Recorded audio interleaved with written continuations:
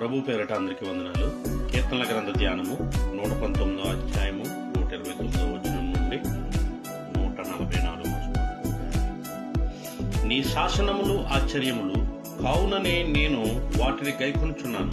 నీ వాక్యములు వెల్లడి అవుటతోడనే వెలుగు కలుగును, అవి తెలివిలేని వారికి తెలివి కలిగించును.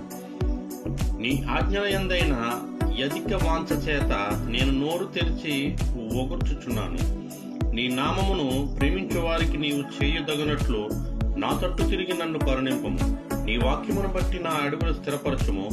ఏ పాపమును నన్ను ఏలనీయకుము. నీ ఉపదేశమును నేను అనుసరించినట్లు మనుష్యుల బలత్కారము నుండి నన్ను విమోచింపుము.